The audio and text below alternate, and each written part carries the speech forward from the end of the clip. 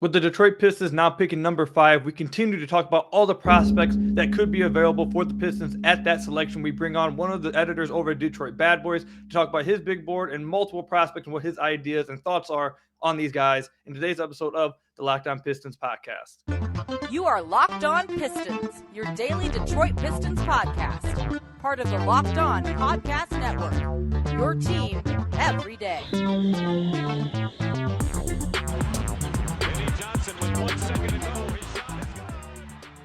What's the deal? Welcome back to another episode of the Locked On Pistons podcast. Per usual, I'm your host, Kuka Hill. You can find me over on Twitter at Kuka Hill. I want to thank you guys for making Locked On Pistons your first listen of every single day. We are free and available on all your podcast platforms. And if you haven't already, or if you're one of the 50% of people who are watching this on YouTube and haven't hit that subscribe button already, what are you waiting for? Hit that subscribe button over at Locked On Pistons YouTube channel. We're on our way to 3,000 subscribers, continuing to show Locked On. We are the best and fastest growing fan base at the Locked On Network. So again, best way to support the podcast, Locked On Pistons YouTube channel. Hit that subscribe button. So over the last week and a half or so, we've just spent the entire time, ever since the ladder, we've just been talking nonstop prospects. And that's going to continue to happen until we get to the draft.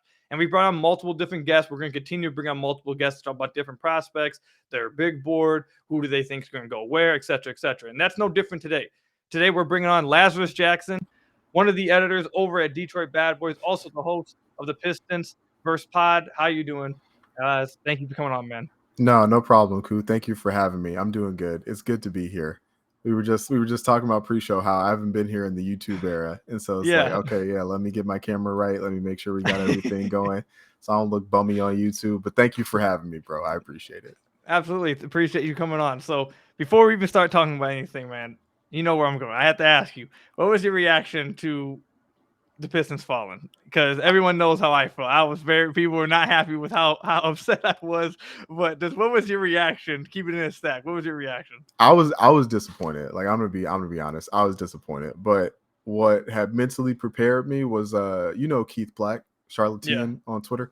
He had posted like a video showing like all the times the Pistons had fallen in the lottery, like in their history, like prior to the draft or prior to the lotto. And I watched that and I was like, yeah, tonight may not go the way I hope it does. So I was mentally and emotionally prepared, but that didn't make it any easier, right? I was still disappointed. And then Sacramento of all teams is the one that jumped. Exactly, right? Like, what does Sacramento do to deserve this? Like, yes, exactly. But like, Troy Weaver came out after the press conference, was like, we got 7 dudes we like. 7's a very interesting number considering where teams landed in the lottery. And I'm assuming you're mostly talking about Portland in that case. That's something I've said before. To Portland, yes, absolutely. But I think it was just, as long as you have the correct decision maker making the decisions, I think you just have to be comfortable with where the chips fall. And so it's like, we'll see what ends up happening. But I was initially very disappointed, but now as we've gone through it, it's like, okay, he's like, let's make the most of this, right? Like, let's get this right. So yeah, that's basically where I've ended up. But everyone knows how disappointed I was on lottery. Everyone was pretty mad at me for how disappointed I was. But I feel no regrets. I was very disappointed and very, very angry that night. But I think I kind of talked about this with Bryce last week that we were talking about possibly having him come on the podcast talk about Chet or Jabari or Paulo, and I was like, oh, well, guys, just scrap all of that because that's not happening now. And I kind of joked with Laz about that before the podcast. So let's go ahead and just jump right into it. Taking those guys off the board. I'll ask you about your big board a little later. I know you said it's under construction. We'll get that going a little later. But let me just ask you this. Who are if you had to go through 3 or 4 prospects that you think will be there at 5 that the Pistons are going to end up having to choose from, what prospects are you looking at there? So when I think about the prospects that are going to be there at 5 for sure, I'm thinking about Keegan Murray. I'm thinking about Shaden Sharp. I'm thinking about Benedict Mathurin. And I'm thinking about AJ Griffin. I think AJ Griffin is a guy who isn't getting mentioned enough in that conversation, which is a little weird. Well, it's not. It's understandable to me when you watch his film because he's a very odd player. But the combination of skills he has is still something that would be really valuable for this Pistons team. And so I'm not surprised he's not talked about as much, but I think he should be in that mix. Absolutely. Fair enough. So there's one guy that you didn't mention. I guess we'll just work our way all the way down through all the prospects throughout this podcast. So you didn't mention Jaden Ivey, and I think that's because most of us believe he'll probably be gone in the top 4. And if he does fall to the Pistons, I feel like most people have the Pistons. If he falls that far, you have to take him basically. So what's your thoughts on Jaden Ivey? Do you think he fits with Cade Cunningham? Are you worried about their potential fit together? What's your overall thoughts about him as a prospect? I like Jaden Ivey. I do not think he is a good fit next to Cade Cunningham. I would prefer a different type of player next to Cade Cunningham. Not necessarily like a better player, just a different player.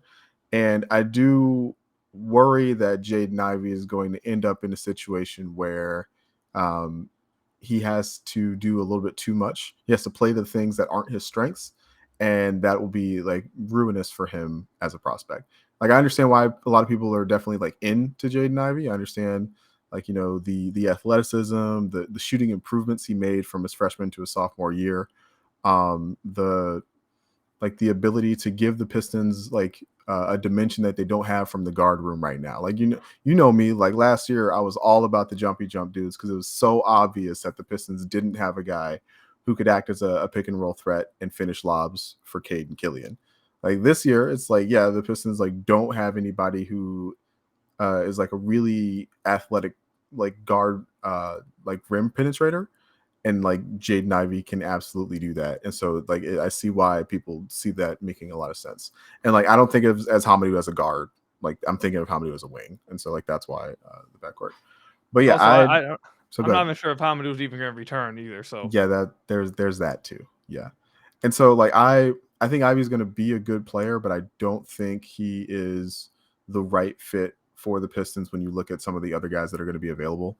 And like other people disagree with me. Like I'm fine with that. You know, I'm this is not like a couple years ago where it's like I'm standing alone on a hill. I feel like there are a lot of good options for the Pistons at 5. It's also weird to me because like we talked about at the top, like I feel like if Sacramento doesn't take Jaden Ivey at 4, like another team will trade up to get Jaden Ivey at 4. So I don't really think he will be an option for the Pistons like anyway. You know, like, you know, it is Sacramento. Something could happen, right? Like there's a Rafael Barlow, who still does Locked On Draft. He's here with Locked On. Yeah, he posted Dyson Daniels like 1-on-0 workout at the combine. And Dyson Daniels is apparently like 6'8", 6'9", and just like stroking like 25 threes in a row. And it's like, okay, maybe Sacramento does like that instead, right? And like then Jaden Ivey is available. So anything's like possible, but I'm not really factoring in Jaden Ivey to like my plans for the Pistons at this time. That's going to be reflected in the new big board when it drops. Fair enough. So I want to stay with right there for a second, then we'll move on. We'll get the ad break in. We'll move into some other prospects, but one of the things I'm hearing about Jaden Ivey, I went and watched a couple scouting report videos on him. I've watched some tape on him over the last like 3 days or so. And I tweeted out something about his left hand versus right hand finishes, left hand versus right hand drives, etc. So one of the things I'm hearing about him from a lot of people who are like in his camp, like in his, draft him camp, is that he has insanely high ceiling. Do you agree with that? Do you think he has like one of the higher ceilings in the draft? And are you okay with, I know you said you have questions about their fit with Cade. I also do. But do you think at 5, you can get a guy with quote unquote that type of ceiling? Do you just take him anyways, despite the fit? So I do agree that Jaden Ivey has a really high ceiling. Like I just like, you know, when you're that type of athlete, like you always have the potential to be a star in the NBA. The way I'm viewing it though is that I think the chance that he hits his like ceiling outcome is low enough to where I feel comfortable like not projecting that to happen, right? So I do think there are like Shaden Sharp is another guy with like a really high athletic potential, which also like translates into stardom. He's younger, and so I think if you were going to go like purely for an upside pick, like I do think you would head in like a down like the Shaden Sharp path for the Pistons. So it's like I think he ends up a really good player. I just don't think he ends up like a multi-time all-star. Like you see the names that people compare Jaden Ivey to. It's like John Morant, John Wall, Russell Westbrook, like those level of guys. John Wall is actually kind of an interesting comparison because John Wall was always like the 7th or 8th best point guard in the league, like even like when he was hot like that. And like obviously his career is like taking a downturn after all the injuries and everything. But like even John Wall was like a much better playmaker and passer than Jaden Ivey is. And so it was like, well, if Jaden Ivey's gonna be John Wall, but like not able to see the floor as well, it's like what kind of like where does that get you, right? Like I'm just not, you know, it was like, yes, I agree that Jaden Ivey has a very high ceiling. I just think that he has a very low chance of hitting that high ceiling. So you mentioned something there that we're going to transition to the second segment, and it's Shaden Sharp, who I'm not going to lie to you, Laz. That's where I'm leaning at right now, where I'm at May 22nd, 2022. So, but before we talk about get Shaden Sharp, the timestamp. Yeah. Before we get into Shaden Sharp, I had to tell you guys about one of our sponsors. First up, let me tell you guys a little bit about PrizePicks. All right, NBA fans, are you looking for a daily fantasy option for the NBA? They need to try the award-winning app PrizePicks. PrizePicks is daily fantasy made easy. I love this, and we know that you will too. It's really easy to use. You pick 2 to 5 players and an over/under on the projections, and you can win up to 10 times on any entry, and it's just you versus the projected numbers. Entries can be made in 60 seconds or less. It's really that easy. PrizePicks is safe and it offers fast withdrawals. Use the award-winning app on both the App Store and Google Play. PrizePicks offers any prop you can think of, from points scored to rebounds and even steals. PrizePicks also allows mixed sports entries. For example, during the football season, I was always, and I mean always, taking the under on Jared Goff's passing yards, but the over on Kay Cunningham's points scored. That's the kind of thing you can do over at PrizePicks. And it's not just NBA and NFL. You can do college basketball, college football, MLB, soccer, MMA, and more. And for a limited time, PrizePicks has an exclusive no-brainer of an offer for all of our users. You just get $50 for free if a player in your first PrizePicks entry scores a singular point, but you must use code NBA. That's right, this is an exclusive offer available to Locked On fans. Sign up today and use code NBA to get $50 for free if a player in your first PrizePicks entry scores a singular point. PrizePicks is daily fantasy made easy. So I got to thank you guys again for making Locked On Pistons your first listen of every single day. We're free and available on all your podcast platforms. And if you haven't already, you guys get the jazz. Head over to the YouTube channel. Hit that not the Locked On button. Hit the subscribe button. I'd really appreciate it. My God, what's in my throat? Let me get a sip of water real quick. Hold on. You're good. You see me with the water bottle too. Yeah, I don't know what just happened. I just ran out of voice for a minute there. But anyways, hit the subscribe button over at the Locked On Pistons YouTube channel. I'd really appreciate it. Best way to support the podcast, all that good stuff. All right, so Laz, you mentioned Shaden Sharp. And for the listeners, we're going to have an episode, I believe, I don't know when I'm going to schedule it, but we're recording it later on today. Yes, I'm a busy man this weekend. We're going to schedule it, I think, on Thursday, so stay tuned for that. But we got a special episode just for him, but that's where I'm leading as of right now. Now, it very well may change. We got like a month ago, and there's a bunch of other prospects I'm going to end up talking about. But I'm kind of leading towards Shaden Sharp, and Laz, you kind of just mentioned him. So what's your thoughts on Shaden Sharp? Obviously, I just had Ant Wright on the podcast yesterday, and he talked about how he hates mystery boxes and that Shaden Sharp is a mystery box. What's your thoughts on him as a prospect? I also don't love mystery boxes, and Shaden Sharp is a mystery box. But from what we've seen from him so far, like I definitely understand like why other people are so high on him, and I'm more into the idea. Like I'm more into the broad outlines.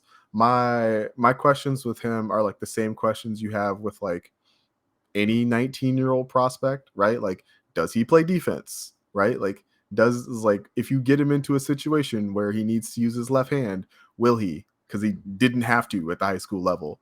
It's like that's just because he's so athletically dominant. It's like what kind of playmaker and like floor, like how well can you see the floor?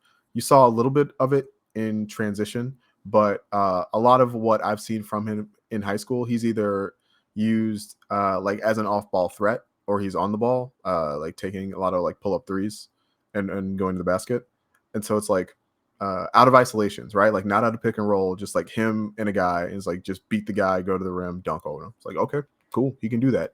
But like it's pretty fair to say like he won't be able to do that to everybody in the NBA when he first gets here. And so what will he do when he can't just like sidestep to the right and like knock down pull-up threes over people, right? I think about a lot of people on Twitter love Anthony Simons, right? The Portland guard. He had a huge breakout season this year.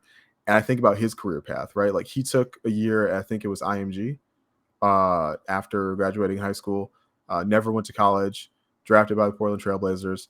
And it took him like, I think this is year 3 for him. And it took him like a solid like 2.5 years to like get to where he is now. But like right now, he seems like he's a long-term starter for them.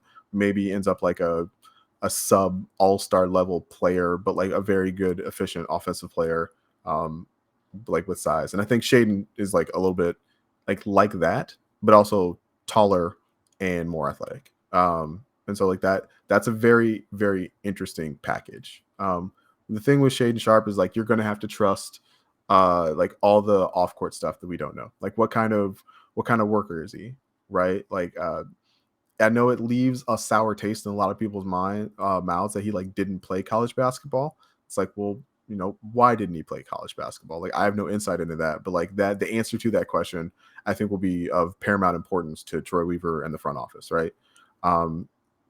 It's like what, you know, how concerned is he with getting better, right? It's like a lot of guys want to get better, but a lot of guys like need to get better. And so it's like which kind of guy is he? And so I'm really intrigued by Shaden Sharp. I think he will be higher on this next iteration of the big board than Jaden Ivey. Okay. But I don't think he'll be like the highest guy that will be available to the Pistons at 5. But I'm definitely more intrigued in him than Jaden Ivey. All right, so you guys may have seen me looking down a few times. That's because I'm trying to write down all this stuff that Laz is saying, because he's saying multiple things that I kind of want like put a pin in, because I want to bring up. So the first thing I want to say is that I watched this scouting report film study, and it's from T and Rockets on YouTube. They only have like 500 subscribers, but I thought this was an amazing breakdown into Shaden Sharp's game at the what was it called? It's like Peach Jam or EYBL. Yeah, that right there. So he broke down his film there, and I thought he did a great job of staying, you know, bring out his weaknesses, his strengths, and kind of pointing everything out, that some of the minor things. I don't want to dive into all of that right now because, like I said, we have an episode coming out where we really try to dive into it. But some of the things I really like from him, obviously, his athleticism is like off the charts. Like he's an insane athlete. But like there's some things that, like some of his footwork and like step backs and all that stuff looks really sharp. I like his form. I think his form is translatable to the NBA. And then also, I heard you mention him as a passer. He didn't do a lot of passing, but something that this guy pointed out in his film study that actually I didn't think about and I thought was really impressive, or not impressive, but something to think about, is that he routinely made like the skip ahead pass in transition, routinely made the pass off of rebounds, and showcase some ability to be able to drive and kick and never panic off traps or anything. Now, obviously, I believe that's like AAU type of basketball. So obviously it's not like college basketball or anything, but these are like the kind of things you have to try to look for. If you're going to look at, you have to look at something basically. And that's all you got right now. So those are some few things that I saw from him that I like, some minor things. But overall, when we get to that episode, you'll see why I'm pretty high on him. But I understand he's a mystery box, and I get why people don't really like mystery boxes. One of the things you said, though, that I have written down right here that I want to bring up, and this has been like at the core of some arguments over the last few days on Twitter with me, and I've been attacked by some people for this. But so I want to get your opinion on this. I want to get your opinion on this. You mentioned how long it took Anthony Simons to come along. I think, based off the people I listened to, based on the reports I've read, the scouting reports, etc., that it's going to take Shaden Sharp some time. He's not going to come in, he's going to be like immediate starter and be able to have immediate impact type of stuff. It's going to take him some time. Like, I think probably a few years, like 2 to 3 years of time to really get there. I said on Twitter, and this is what really got some like backlash, is that I don't know if the Pistons, anyone in the Pistons, important people, take this for what you want, important people on the roster and people surrounding them have the patience for a project. What do you think about that statement? Do you see that kind of thing, or do you think that's a little bit overblown for me to bring up? I think so. I think that is absolutely something you should think about. I don't think you're wrong to bring that up. I'm not super worried about it right now. I think the the plan for this year is to be more competitive than last year, but still bad.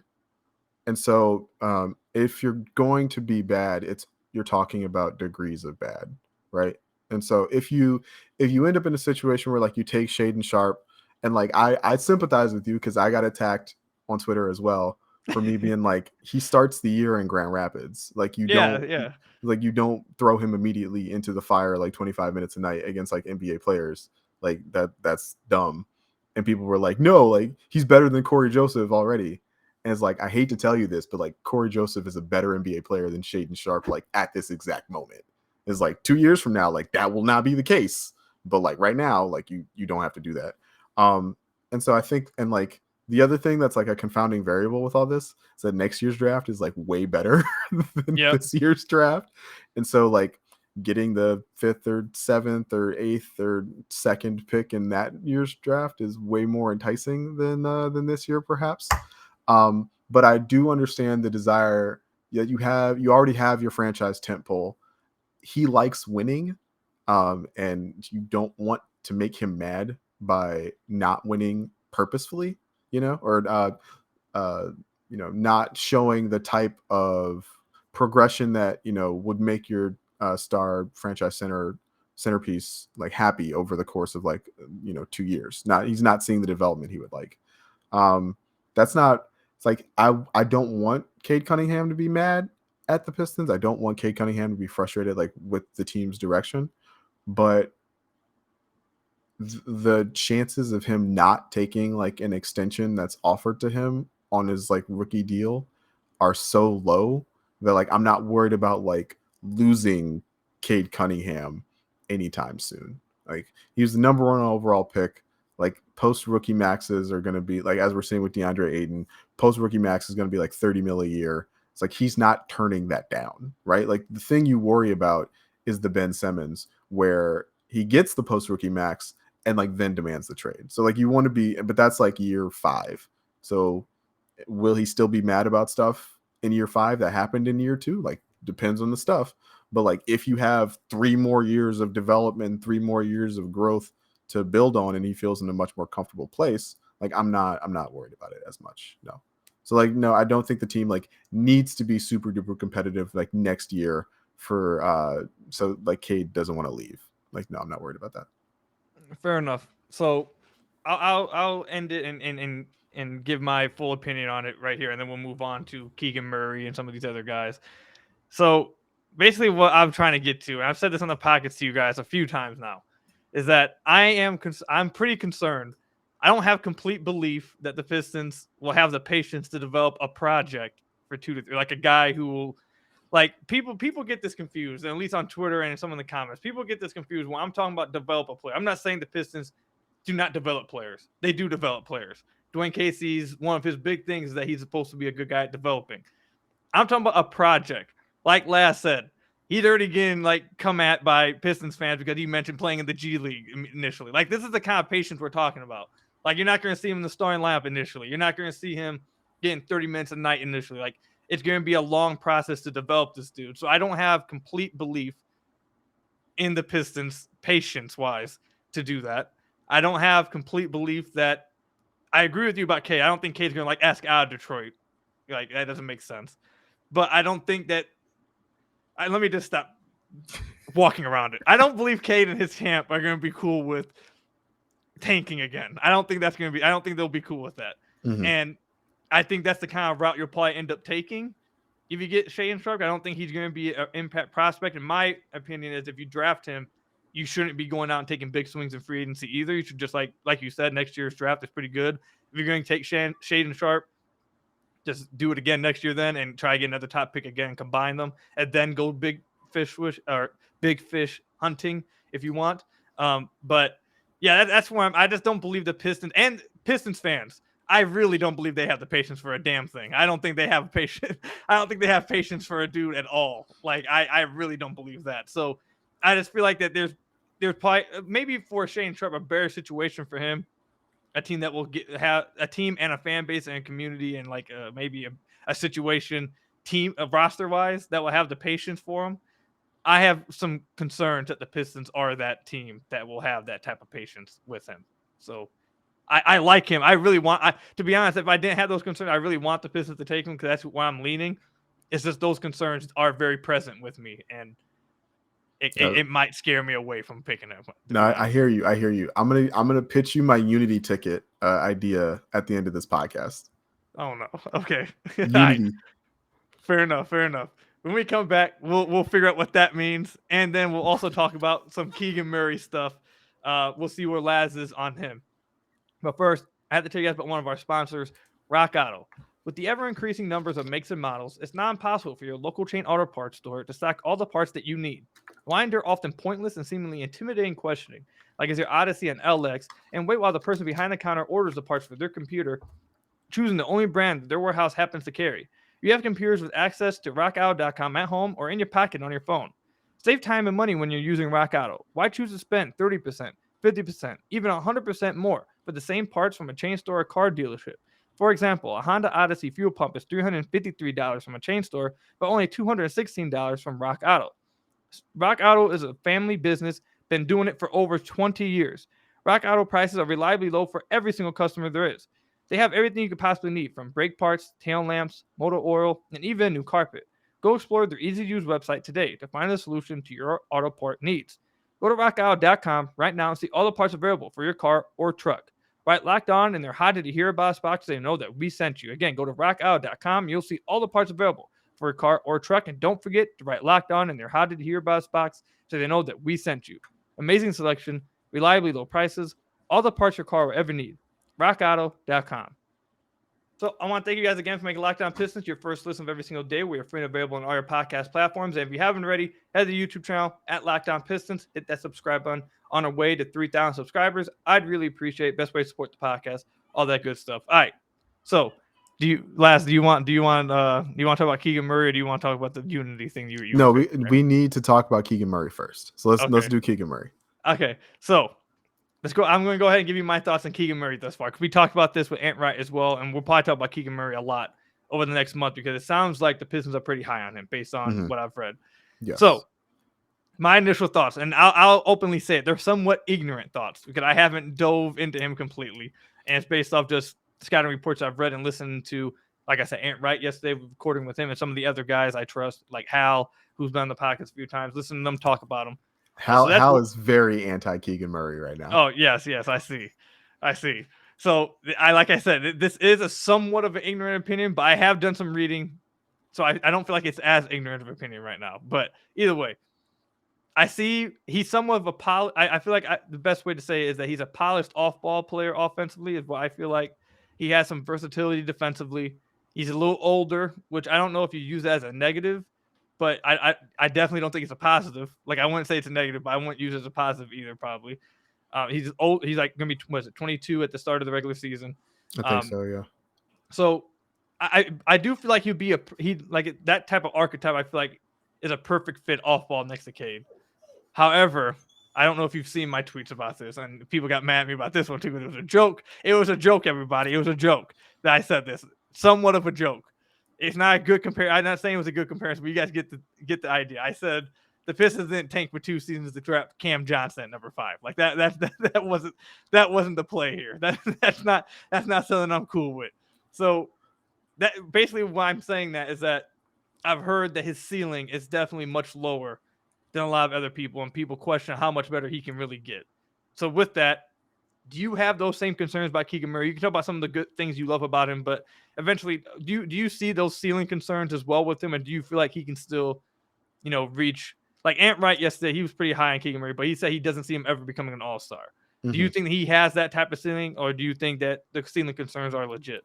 I think the ceiling concerns are slightly overblown, but like I get it, right? Like I think a lot of it is because of his age. Like he's 21 going on 22. I think you said, like you mentioned, he'll be 22 before the season starts, and he's a good athlete, but not like a crazy good athlete.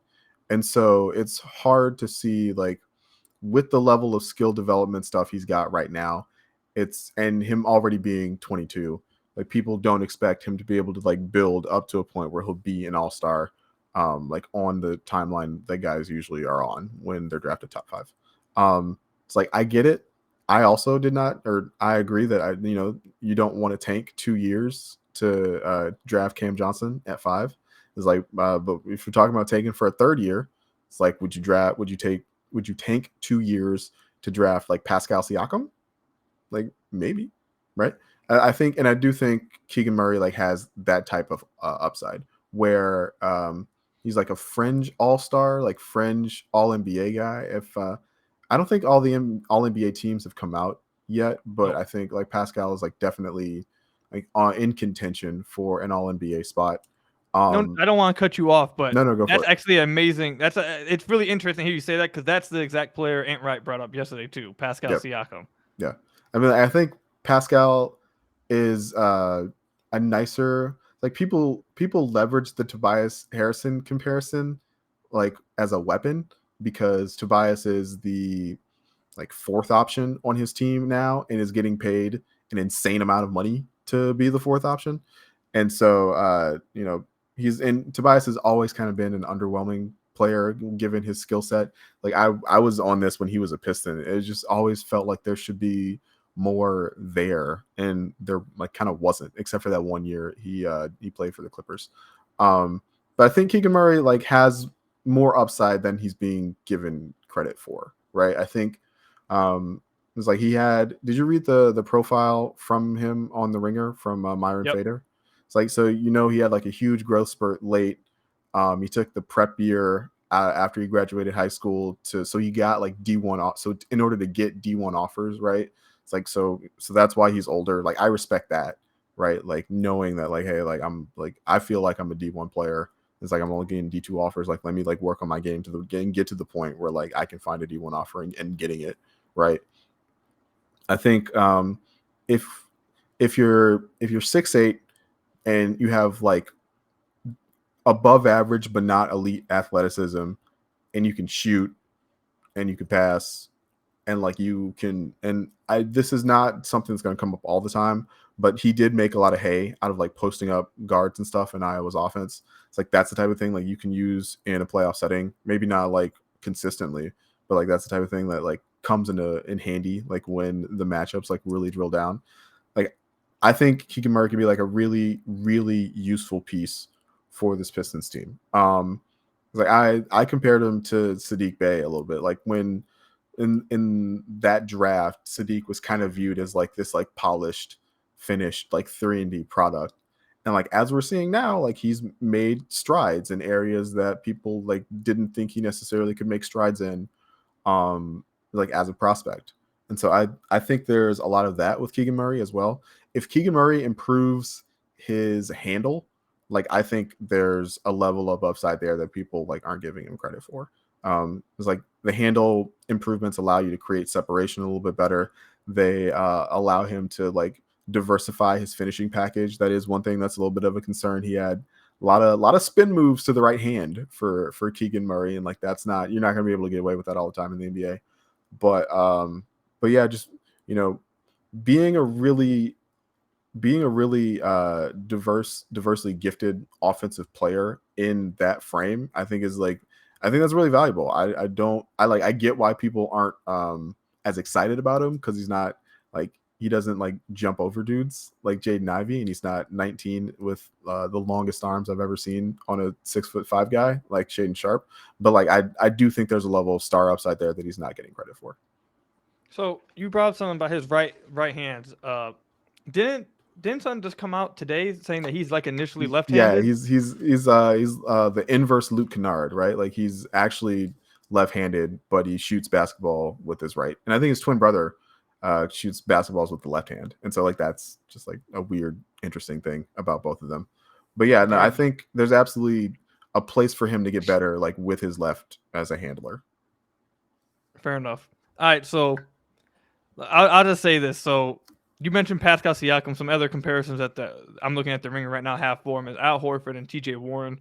I like the Pascal Siakam one. My thing is just let me just ask you this, and then I'll like go further with what I'm saying. If there's like next year's draft or a better draft, is he going like top 7, top 8, or is he going late lottery? That's a good question. Now he's probably going like 8, 9, right? Okay. In a better draft. But that's true of a lot of guys, right? Like it's like funnily, like that is my argument for Jaden Ivey. Like in a better class, I think Jaden Ivey is getting a bump because he is almost by default the best guard in the class because he's the guard prospect most people have seen. It's like I think he's getting a bump just off of that, right? Like in a normal draft class, you would have like a Trae Young level prospect, and then you'd have like a Buddy Hield level prospect, and then you have like Jaden Ivey like fighting with that Buddy Hield level prospect for like the second best guard in the class. Like if Anthony Edwards is in this class, like Jaden Ivey's going 8th, right? Like that's just like how it is. And so like I Keegan Murray is not the only person who is benefiting from this class being weak at the top, meaning there's no like Evan Mobley, Cade Cunningham, Jalen Green situation. Fair enough. All right. Well, I mean, I feel like I'm going to be going back and forth on Keegan Murray, man, because I've watched some tape on him, man. I've read there's people who are really high on him, people who are really low on him. I've been going back and forth because some of the stuff I'd be seeing from him, it's very polished. Like he seems like a kind of guy. And the thing that I forget what it's from the Ringer. I forget who wrote it, but I read it as well. I know his dad is from the Michigan area, right? His dad's from the Michigan area and also played basketball. So he has that kind of built in, like he knows what it takes to get stuff done, work ethic, etc., all those kind of things. And like I said, some of the things I saw from him, it looks like a player who just knows how to play. He knows what his strengths and weaknesses are. He's not going to go out there. He's not going to do anything stupid. He's not about to go out there and make a bunch of mistakes. So that's interesting. And something that you said just during what you were talking about that I've been kind of thinking about in the back of my head that's kind of keeping me somewhat like, okay, if they take him at 5, I see, like, I understand it, is the Sadiq Bey comparison. Because a lot of the things I'm hearing about him was what I was hearing about Sadiq after the draft as well. Like he's an older prospect. He's more of a finished prospect. He's probably not going to take that big of a leap. He doesn't have much more to improve on. And the people like you were mentioning that, didn't think Sadiq could really improve stuff after his rookie season. I was one of them. I didn't think that I didn't see. I mean, me too. Yeah. Yeah. So I didn't see it happen. I was questioning his processing. I didn't think he'd actually be able to get to the, create for himself, that kind of thing. And some of that vastly improved during after the first 24 games of the season this past year. So if that's what we're looking at, it makes me have a little bit more positivity towards him. But I think as of right now, like I said, May 22nd, I'm probably still with Shaden Sharp at this point because I just think his ceiling is just too interesting to me. It's too tantalizing. It's like, all right, cool. So now I'm gonna hijack your podcast now, and I'm gonna present to you the Unity ticket. Right, okay. This is gonna make everybody happy, right?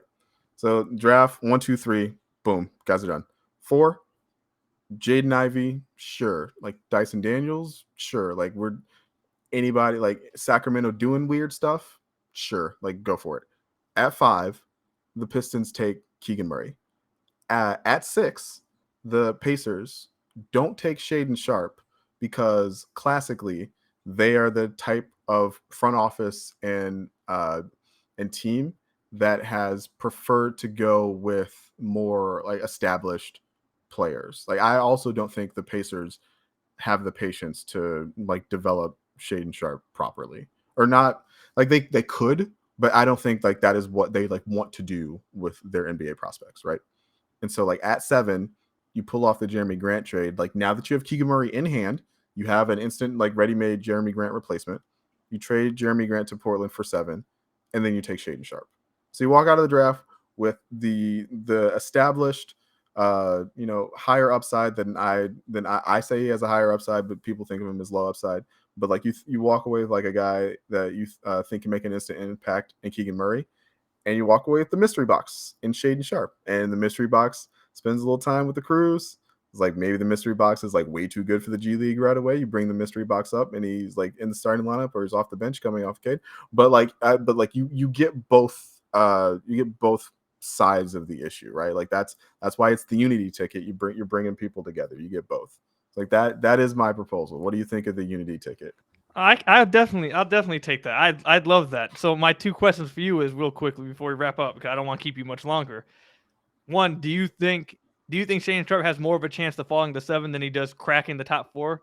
And 2, do you think the Pistons could actually swing a trade for with Portland 7? I do. So, I mean, at 2 first, I do think they could swing the trade with Portland. I don't, from what I've been hearing, Jeremy Grant is not Portland's like first target with that 7th overall pick, but some of their other targets, like I don't think are going to be that available. And so I think that Jeremy Grant is like a nice mix of like who they could get for the 7th overall pick and like who fits what they're trying to do, like with that team, which is like build around and turn the team around really quickly around Damian Lillard, right? So I do think that's possible.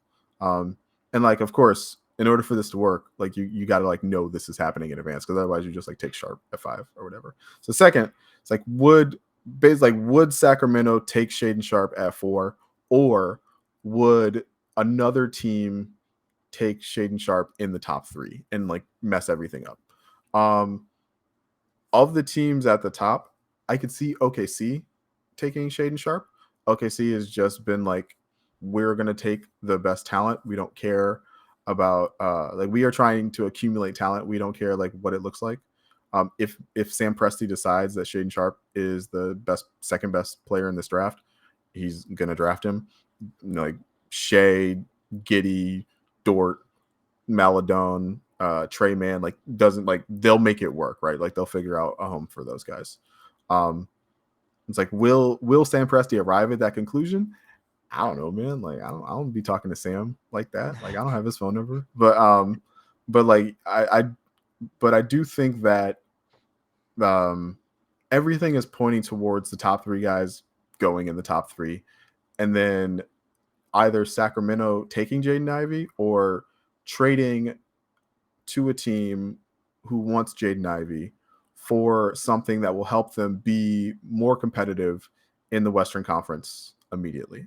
Shaden Sharp does not really accomplish that. We've talked about the development time he's going to need. Sacramento wants to be good right away, and Shaden Sharp doesn't help them do that. The thing that's like scarier for the Unity ticket proposal is if Sacramento takes Keegan Murray, who would actually be like a pretty good fit for them, and as we talked about, would be helpful for them right away. And if Keegan Murray's off the board, like you still make the Jeremy Grant trade, right? You could take AJ Griffin at 7. You could take Shaden Sharp at 5. Like you can do some other stuff, but like the baseline pitch is Keegan Murray and Shaden Sharp, which I think makes everybody in Pistons land happy. Fair enough. I agree with that. If they could pull that off, I'd be very happy. Yeah. We talked about we had Locked On Trailblazers host on here last week, and from what he's saying and what I've been hearing the same thing you've been hearing as well. But I think they eventually try to make a way to get this Jeremy Grant on Portland. I think he eventually gets there. I still think the number one destination for him is Portland.